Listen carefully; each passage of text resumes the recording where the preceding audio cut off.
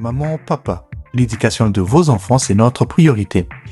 Pour l'année scolaire 2026-2027, le campus scolaire Israël débute les inscriptions pour les cycles primaires, secondaires et humanité. Nos options: pédagogie, sciences commerciales, littéraires, coupe et couture. Avec plus de 32 ans d'expérience, les complexes scolaires Israël sait s'adapter à l'évolution technologique. C'est pourquoi nous encadrons vos enfants sur le plan numérique. Notre adresse, le complexe scolaire Israël se trouve au numéro 149 avenue de l'École, quartier Kintsuka, commune de Ngaliema, référence Brikin. Pour tout contact, appelez-nous au plus 243 890 800 841 ou au plus 243 890 800 847. Avec le complexe scolaire Israël, l'éducation de vos enfants, c'est notre priorité. Bonjour, bonsoir, bandeko. Bisque en sobo kolanda biso et semweza vraiment makasi ya mona ke ba congolais boza ebeli ya kolanda biso ya opesa biso confiance ko lakisa biso bolingo matin midi soir ko tinda biso musika et semweza vraiment makasi. Merci beaucoup. Merci pe na ba partenaire na biso nyonso bandeko nyonso ba ko chalo beaucoup na bango na poche pona ko soutenir biso makamto ko sala ekende musika.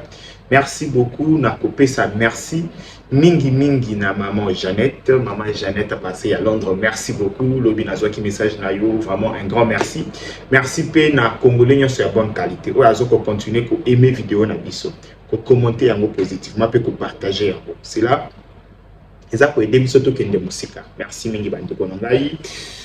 Bandeko to kutani lelo pona nini. Hier to sala ki vidéo moko oyo to expliquer ki point de vue na biso sur le service national. Comment le service national bazalaki inquiété par le ministre provincial Léon Moulou.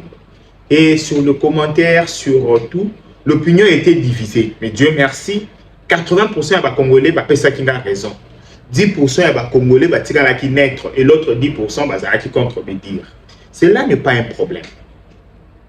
Mais le grand problème ici, bandit, Ezalina, façon ni batuba komoni la likambo. Je répète, la situation à Kinshasa est une situation exceptionnelle. Bandeko, makambo ezo le kanana Kinshasa, tope makambo le kanana Kinshasa. Ezali exceptionnel. Et ba makambo exceptionnel et senga kapé ba solution exceptionnelle. Okoki koya ko senga mutu loite. Au moment oyo bandeko, ville ya Kinshasa ezalaki abandonné. Ndeko na biso Léon Mulumba ayaki na makambo ya service national akosenga batu ba réclamer ba droit na bango. Basala o ba obenga désobéissance na service national. Au moment oyo gouvernorat ya ville ya Kinshasa ba percevaka o ba bengaka vignette. Bande ko vignette eza mbongo o bato bakumbaka bituka bafutaka pona nzela o bango ba okumbela. L'état bongiseli bango nzela bango bafutaka vignette.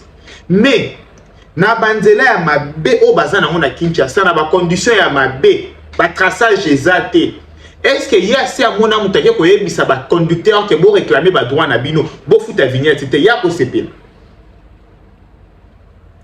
Bandeko, je vois d'autres personnes se permet Yakoloba non désordre oyo.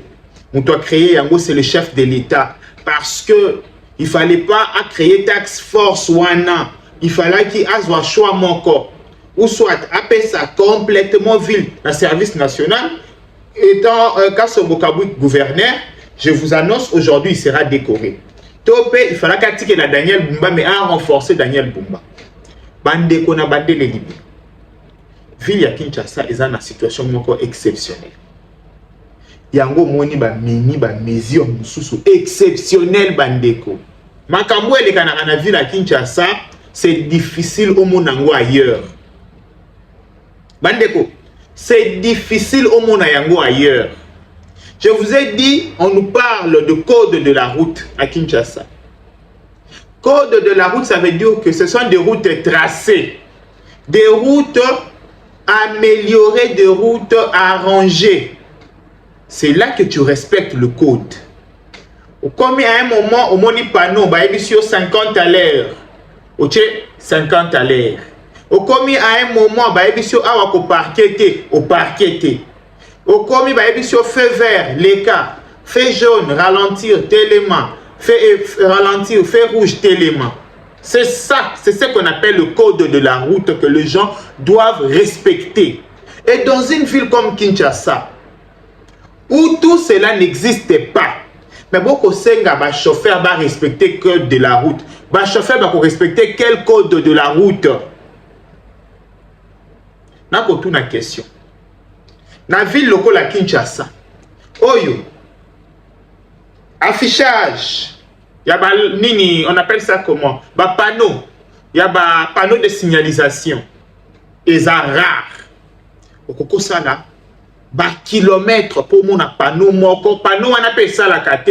Tous en nous avons une méthode archaïque, il y a un roulage. Acheboye, azongisi boye, akena bino boye.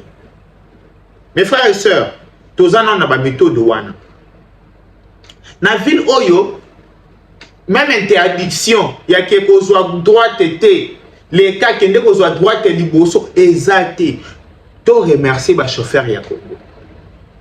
Mes frères et sœurs, okumba kalibanda ya mboka. Soko ina Congo oko pozo volonté. Okoti pozo volonté. Mais ces gens bakoki pe ko sala toute une journée sans accident. T'as la bon sens sur les amitiés de chauffeur na Congo. Et les chauffeurs ya Congo so baye a ba okumba bien. Parce que ba okutana na ordre. Nzela yango moko se régulariser. Mais biso ba ko senga na ba chauffeur ba régulariser nzela. Non. Mes frères et sœurs, quand est-ce que les autres ba commis prioritaire boye bisanga? Pas de feu de signalisation, pas de panneau de signalisation. Et dans tout ça, les gens qui gèrent, Batuloko Léon Moulumba, Batuloko Daniel Bumba, Bato Baza, Bazo Futama, Pona, Basala Moussala Wana, Bafandi na Bango. Mes frères, combien coûte un panneau de signalisation? Combien coûte un feu de signalisation? Bafandi na Bango. Baobuka bandako abatu na yoki que nde bache ba kwa na bandako wana soko pesi 3000 5000 10000 batiki oyo opesa te ba kobuka e na yoki. Mes frères et sœurs, ces gens-là aujourd'hui se sont levés ba bundisa service national sous prétexte que ba ko kende na ba méthode oyo ezali malamu te. Bandeko, tu peux faire face à un civisme moko aigu dans la ville de Kinshasa. Et ces corvées servent à ça, leçon pédagogique. Dans le Biboy, même Batu, Oyo Baye, Batunaka Félix Antoine Tshisekedi Tshilombo. Base juridique ni na bandaye kozwa bakulu na otinda bango na kanya makasese. Toyoka kama kambwane bimaka. Le président de la République, sur quelle base, à côté de jeune Oyo, Nakanya Makasese, Batubabenga Bango na abattoir. Lélo, le même personne, Bazal comme on a Kinshasa, Bajira Kinshasa. Le Nalisoboy, Bango Moko Kaka, Bazala qui wana na Kinshasa, Batike Libiso Kinshasa, Salité Boy. Bango na Bakomo tu Nabiso, sur quelle base juridique, Boza comme un bateau, Baya pour nettoyer Kinshasa. Sur quelle base juridique, Bochaka Bosoto na Kinshasa? Sur quelle base juridique vous avez un civisme na Kinshasa? Il y a un bandele libino. Makambo ko lika na Kinshasa. Ezali situation moko particulière pour la ville moko très bandeko. Même ce que ville à Kinshasa essaie plongé dans désordre organisé, na immoralité moko kondimate. Batu ba komi si bêtise normale. Donc une personne peut se réveiller un bon matin na avenue. Alobi oye komi église. Baye na mbonda, baye na kichaka chake, bandi kobeta. Yesuwaza, soko lobi bato bakisi. Oche batu nyonso na désordre. Lobi boko surtout qu'en face na bino komi hôpital. Lobi na mwe komi hôtel, après komi bar. C'est normal. Et tout ça bandeko, soki toke na ba mesure moko forte. Tolandeli kaka makambo mindele bayela ki biso que la loi portant nomination de la loi sur les tourner en rond. Mindele avant d'atteindre loi, organiser qui dans nos sociétés na bango. Moni Mindele avant ba comme oh non, liberté d'expression, oh non, liberté de culte, organiser qui dans nos sociétés na bango sous une dictature beaucoup ndimate. Kende na Angleterre au comment que la couronne anglaise est dirigée qui n'a mais forte. Quand on va remarquer que peuple na bango atteindre maturité. De balobi ok, la démocratie. Pays n'ont se développé bandaka toujours na fermeté.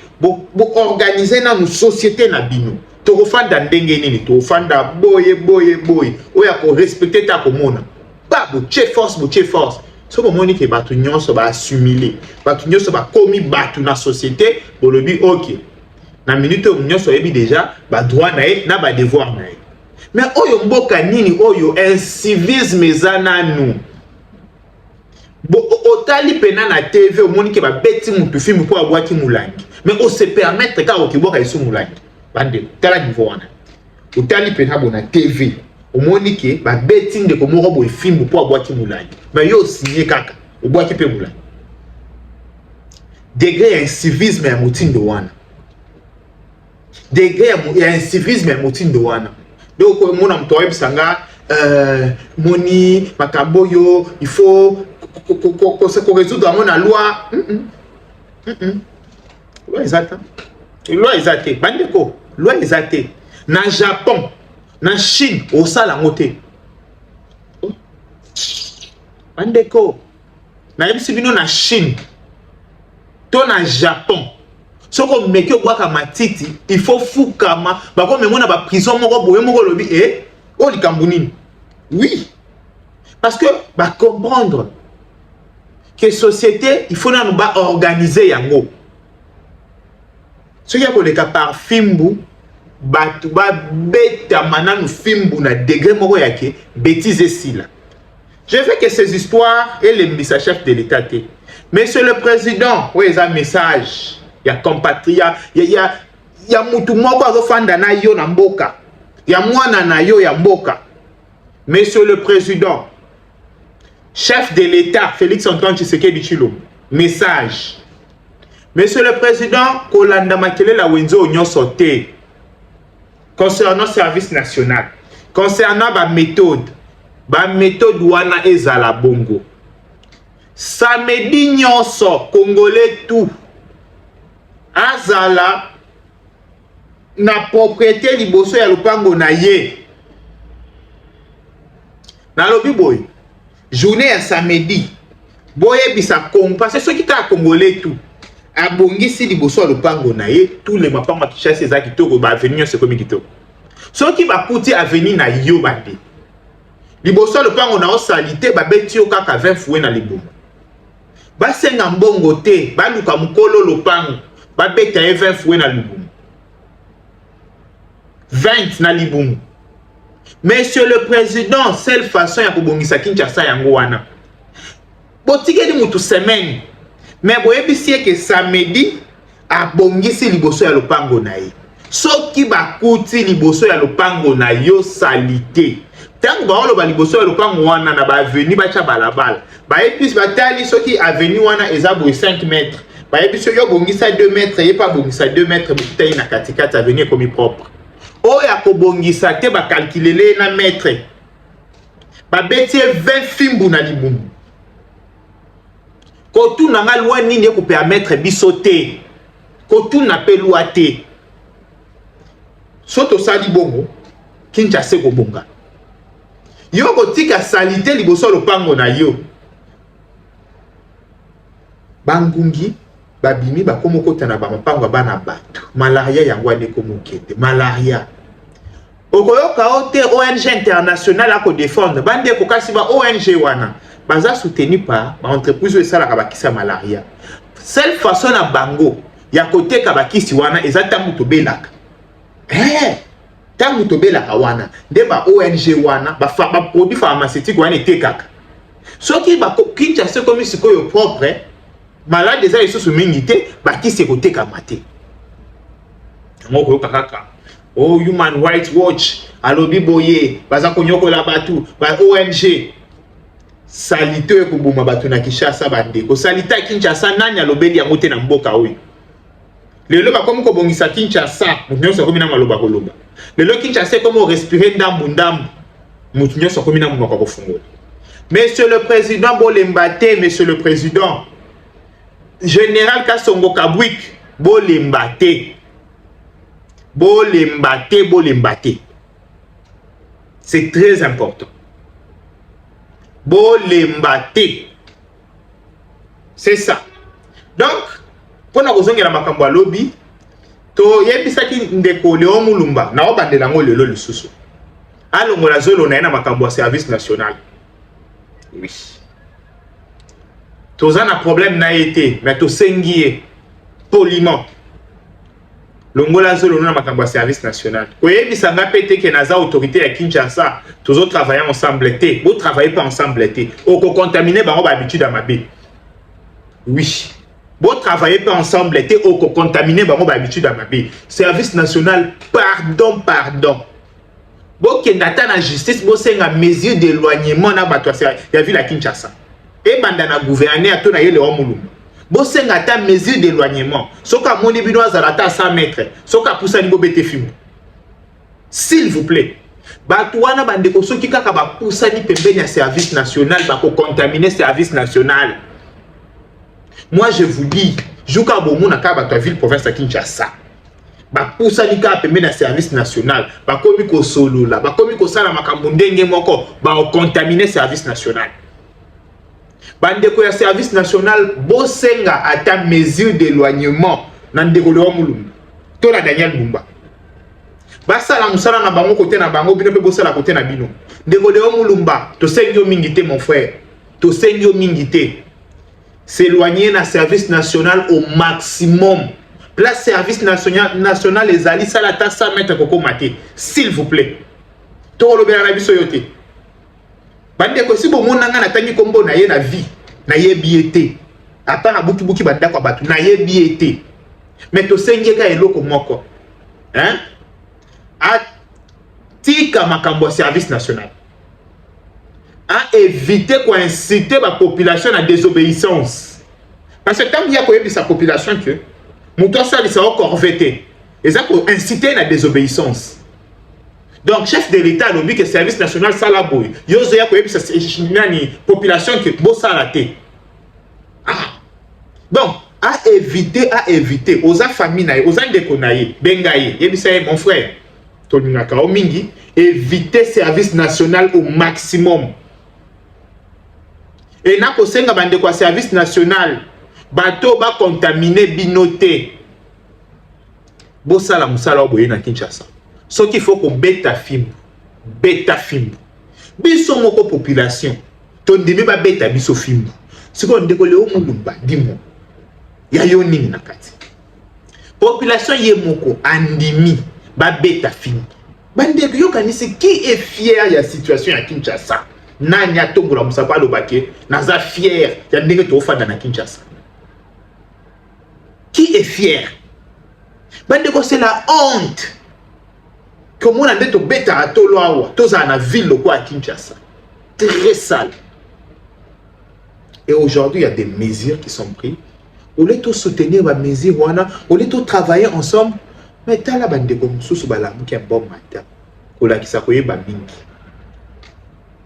il y a quelqu'un qui a été qui messieurs. Quand son mokabou en privé, ah, mon général, regarde ce qui se passe. Tu as la idée, Nanga. Dans la show médiatique. Comme il a fait le show médiatique, nous aussi on va lui montrer comment on fait le show médiatique. Tu vois, c'est un show médiatique. Ah, comment on a show médiatique? À éviter le service national. C'est tout ce qu'on peut lui demander. Tu sais, il y a un bon côté, tu sais, il y a l'autre côté, tu sais, il y a juste décoller au Mulumba. Éviter le service national au maximum. On a payé à yo na yabiso. Éviter service national au maximum.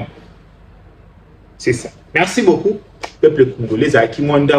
Pour compléter vidéo ya lobby. Parce que Après, vidéo, il peut m'appeler. Les gens m'ont appelé, mais qu'est-ce qui ne va pas? Il faut éclaircir la situation.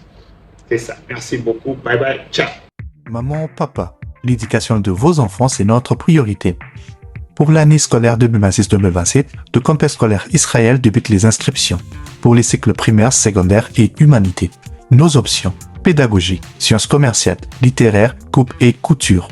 Avec plus de 32 ans d'expérience, les complexes scolaires Israël sait s'adapter à l'évolution technologique. C'est pourquoi nous encadrons vos enfants sur le plan numérique. Notre adresse: le complexe scolaire Israël se trouve au numéro 149 avenue de l'École, quartier Kintsuka, commune de Ngaliema, référence Brikin. Pour tout contact, appelez-nous au plus 243 890 800 841 ou au plus 243 890 800 847. Avec le complexe scolaire Israël, l'éducation de vos enfants, c'est notre priorité.